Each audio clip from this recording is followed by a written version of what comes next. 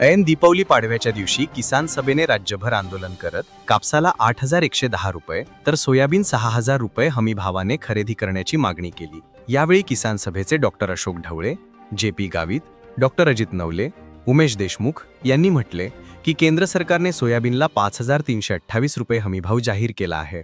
प्रत्यक्षात मात्र हंगामाच्या सुरुवातीला शेतकऱ्यांना आपले सोयाबीन 3,700 रुपये प्रति क्विंटल प्रमाणे विकावे लागत आहे। केंद्र सरकारने जाहीर केलेला हमीभाव शेतकऱ्यांना मिळावा यासाठी प्रत्येक बाजार समितीमध्ये सोयाबीन सरकारी खरेदी केंद्र सुरू करावे व शेतकऱ्यांना केंद्रही सरकारने जाहीर केल्याप्रमाणे 5,328 रुपये प्रति क्विंटल भाव मिळावा।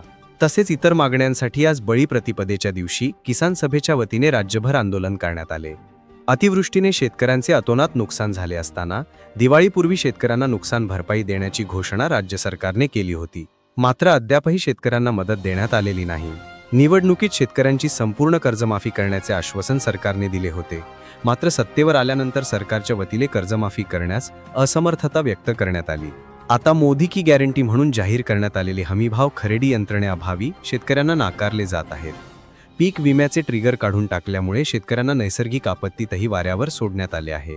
अशा पार्श्वभूमीवर किसान सभा शेतकऱ्यांसाठी सातत्याने संघर्ष करत आहे। नाशिक येथे संपन्न झालेल्या राज्यस्तरीय कार्यशाळेत या प्रश्नांसाठी बळी प्रतिपदेच्या दिवशी गावाच्या चावडीवर तीव्र आंदोलने करण्याचा निर्णय किसान सभेने घेतला होता। आपल्या निर्णयानुसार आज किसान सभेच्या वतीने राज्यभर गावाच्या चावडीवर सोयाबीन ओतून निदर्शने करत आंदोलन करण्यात आले। सोयाबीन उत्पादक पट्ट्यात या आंदोलनाला मोठा प्रतिसाद लाभला। सहन असूनही शेतकरी मोठ्या प्रमाणात आंदोलनात सहभागी झाले। दिवाळीसाठी गावाकडे आलेल्या शेतकरी पोरांनी आंदोलन संघटित करण्यासाठी उत्साहाने प्रयत्न केले व सहभाग नोंदवला। कापूस 8,110 रुपये व सोयाबीन 5,328 रुपये हमी भावाने खरेदी करा।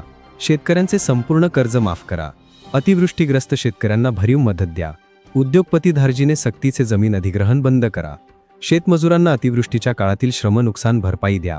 विद्यार्थ्यांचे संपूर्ण शैक्षणिक शुल्क माफ करा। पीक विम्याचे रद्द केलेले ट्रिगर पुन्हा लागू करा। या व इतर 10 मागण्यांसाठी हे आंदोलन करण्यात आले।